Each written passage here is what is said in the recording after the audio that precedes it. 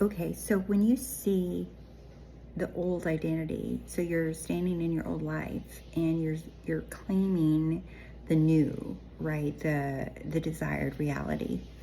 And you see everything looks the same. That's trippy because you're like, what the hell? This is weird. So your mind's going, but nothing's changed. And then that's what we're used to doing. We're used to looking at the outside for change, and your mind's just going to keep doing that. Okay, it's never going to stop. Okay, so what you need to realize is first that's just what your mind is used to doing, and so you want to relieve yourself from thinking that you're doing something wrong. You're not doing anything wrong. Just your mind is used to looking at the outside for proof, for evidence, for touch, for anything you can see or touch or smell. Okay, so that's why you feel like you're in a loop. Keep looking at the mirror for evidence. So you're not doing anything wrong. Your affirmation's not wrong.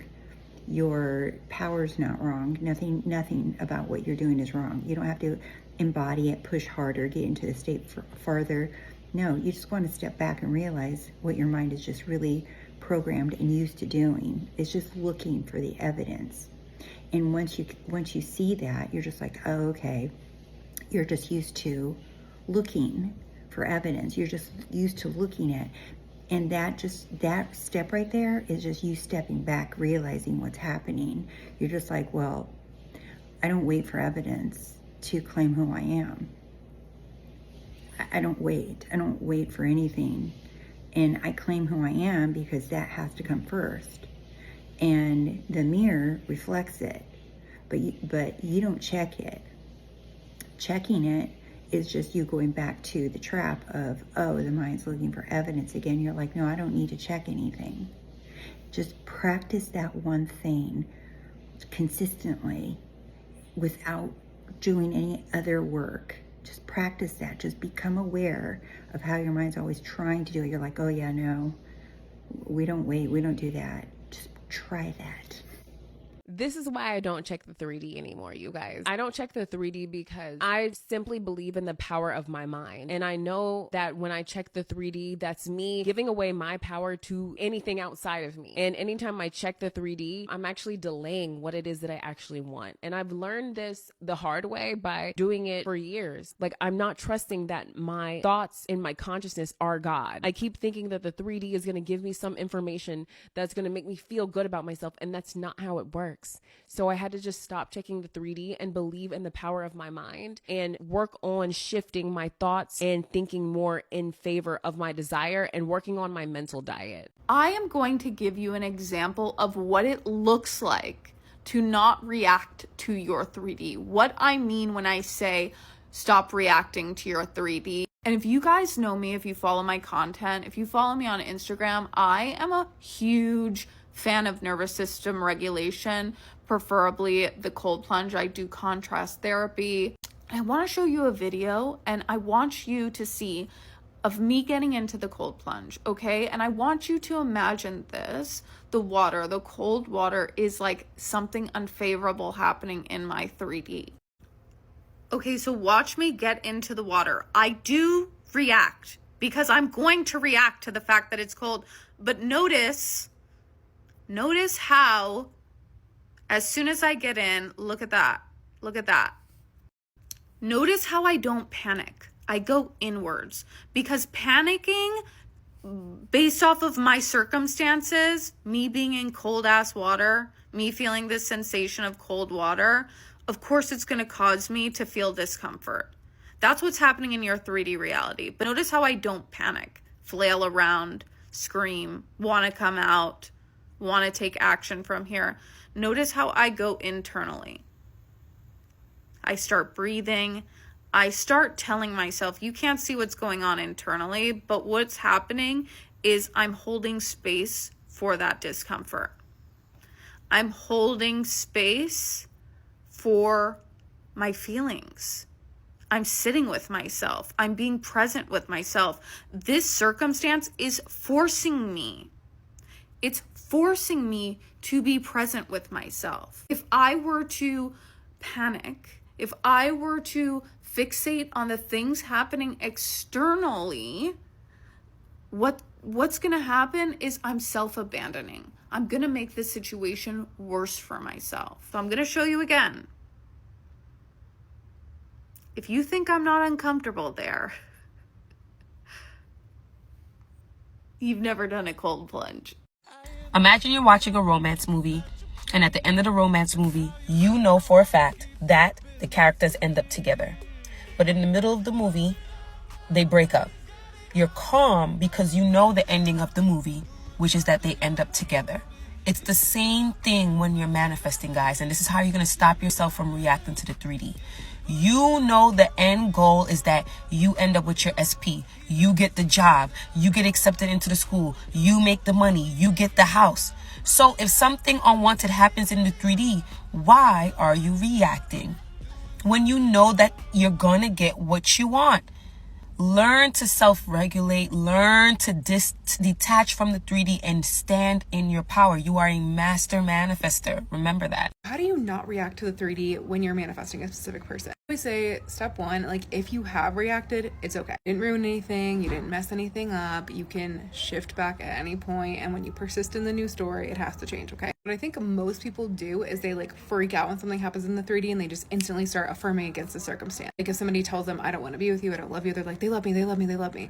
And you're still coming from a place of like, I'm nervous, I don't think it's happening, you're not convinced. I always say step one, make sure you know your feeling state is most important and calm down. Do breathing, do EFT tapping, just take a break, step away, remove yourself from the situation, just anything you can do to make sure you feel your best and you feel calm and relaxed. Then once your mind is neutral, you shift back into the new character. Okay, because the only reason you're upset and reacting is because it's coming from the old version of you, the fear and the lack. I'm not going to get what I want, I'm not going to be chosen, I'm not good enough. That's why you looking at the circumstance is upsetting to you, because you're viewing it from the perspective of the old character. So I always say neutralize first, shift back into the character, then think about how would this version of me that is amazing and chosen and good enough and always committed to, how would I react to the situation? So then when you look at it from a different perspective, right? Then step 3 is to respond from that character. So after you decide how would that character respond, actually act on it. And that one is the hardest part, I think, for people, because your mind so badly just wants to play out the old story and just instantly react out of fear or lack or whatever, like I said. But we have to be the ones in control of our mind enough to stop that reaction and shift back into the character that we want to be and react from that new place. The more you act from that character, the more that neural pathway gets built up, and then that's who you are. That's who you naturally are. It becomes easier and easier and easier as time goes on.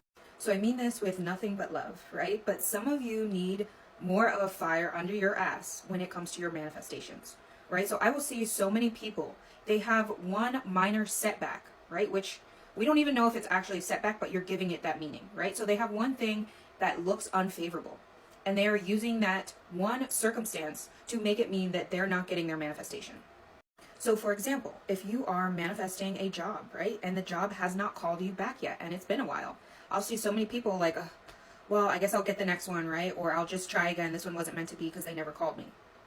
If it's something with your SP, maybe they block you, right? Or they post with somebody else, whatever. And you're like, oh my God, even if they say they don't want to be with you, right? A lot of people take that as final. That means I'm not getting what I want. And so I'm always telling people, this is exactly what manifestation is about, right? You look into the 3D, you see whatever the fuck is going on, right? And you decide that has nothing to do with me getting what I want, right? All events that happen are inherently meaningless. Bashar explains this really well, right? They don't have meaning until we assign them meaning. So you can look at it as a number of different things, right? Maybe it's just feedback from when you were in a previous state, right? Maybe it's actually, appearing unfavorable, but it's working out in your favor, right? This is your bridge of incidents. Maybe you don't even care. You don't even pay attention to it because you know I'm getting what I want regardless. And that's actually the recommendation I give to most people, right? Become unbothered with good, bad movement, whatever you're perceiving, and assigning meaning to for the 3D. Stop caring about it until it's the final end result, right? It doesn't matter until the manifestation has happened. You do not care about what's going on out there. If you need to assign it, positive meaning, then do that, right? Maybe that job didn't call you back because they're putting together an offer as we speak, right? They want to present you with a package that's going to be so enticing that you accept the offer immediately, right? Maybe that person blocked you because they're really emotional and they're, in their room crying about you right now and they're just so upset they don't even want to see your face. So my point is, don't let one circumstance throw you off, right? I don't care if the job flat out said, we will never hire you. No. I don't care if your person said, I don't want to be with you ever, don't talk to me, right? That's just a circumstance, which we know does not matter. So decide you're getting what you want no matter what, right? Change is the only constant. How many times has someone been rejected and then they got a call back for the job, or something changed, an opening came up, right? Someone said, I never want to talk to you again. Next thing you know, they're at their doorstep begging, right? These things are not uncommon.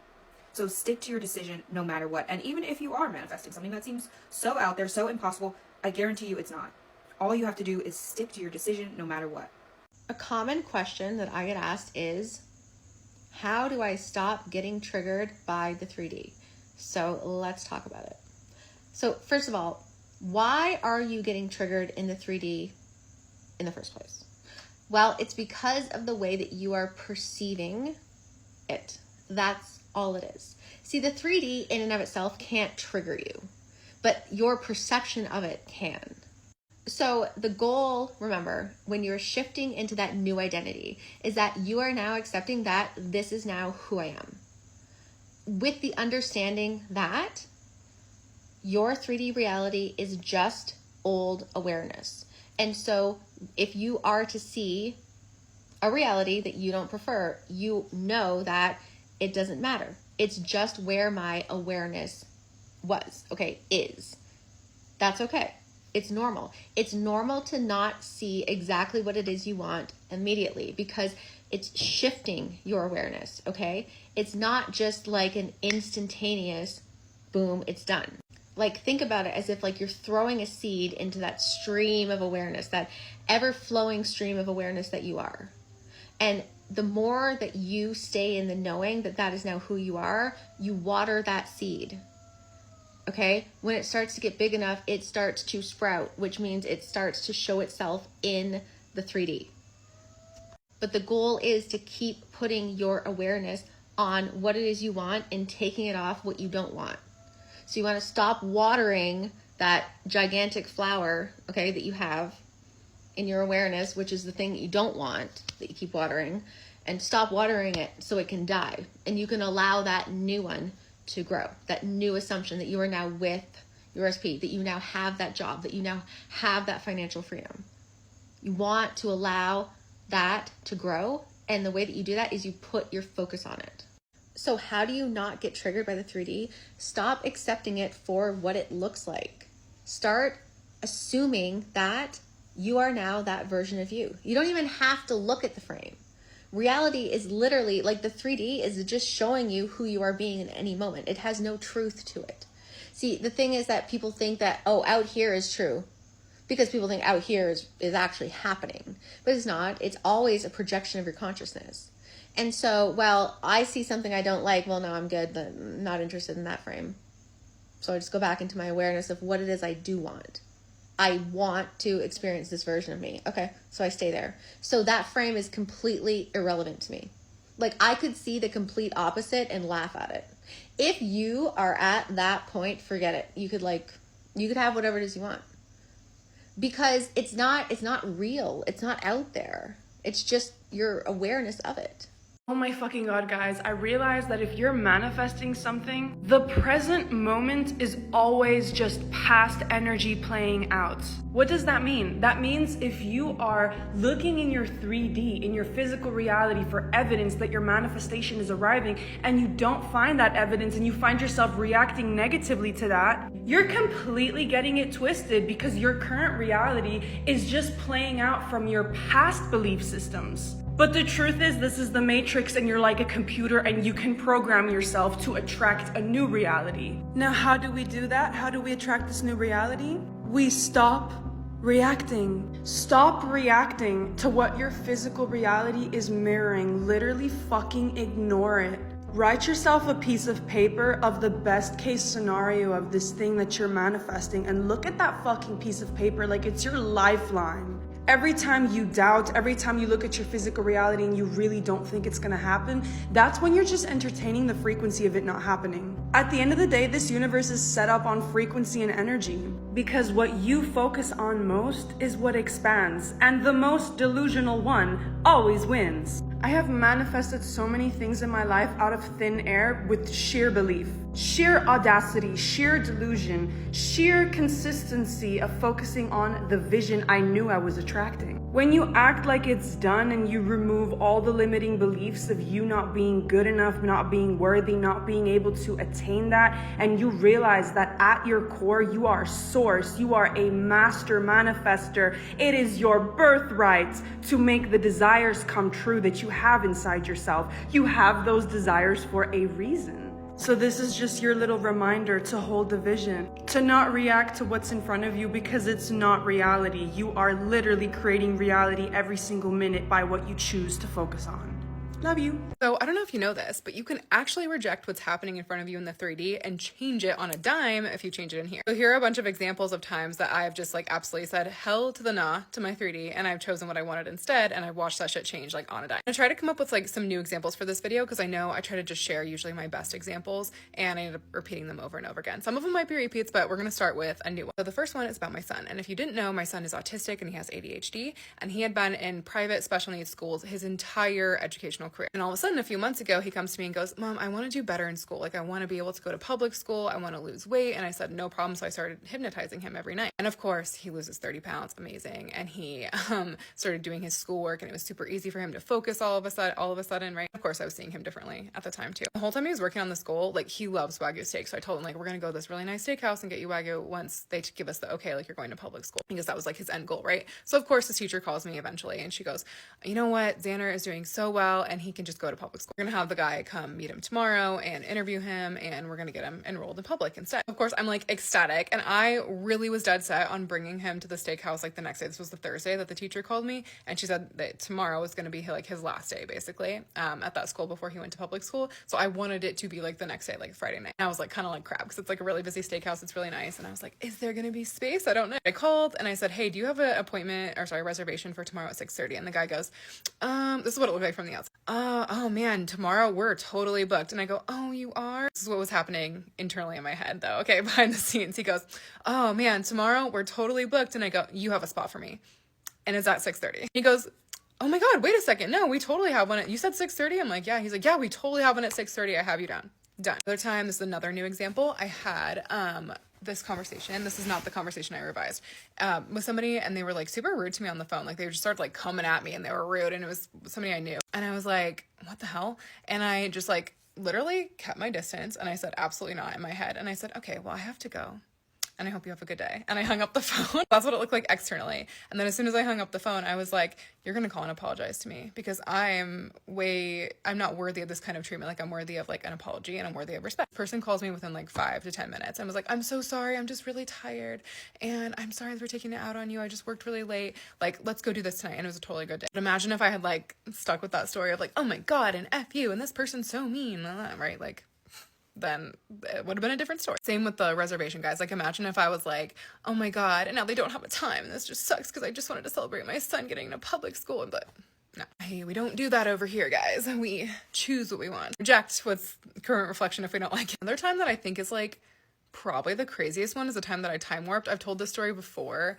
Actually, I've done this 2 times. One time I time warped was at when we were young, the festival. My sister and I still talk about this to this day. So we had, if you don't know, like at festivals, they have like a staggered set times on the stages. And so the first band we wanted to see was Red Jumpsuit Apparatus. And they, for the sake of this, I think it started at 10:30. I can't really remember like the exact time, but I remember the time difference. Okay. So they started at 10:30, right? And we knew this because we had sat down in our hotel the night before, and we wrote out all the bands we wanted to see in order on a napkin, and we took a picture of it so we could carry that around all day. We knew like what stage to be at what time, right? So we get there, we get in line. It was the first day of the first year ever, so it was kind of chaotic, and I feel like it was like, now it's like very organized. I feel like it wasn't at that time because it was just the first day, right? And the line is so long. It's like going like streets back, and we were like, crap, because it like, I think the doors opened at like 9:30 or something, right? Like an hour before. So we totally thought we were good getting there an hour before their set. We're waiting in line forever, man. It was a mess. And then all of a sudden time starts going and going, and it's just about to hit 10:30.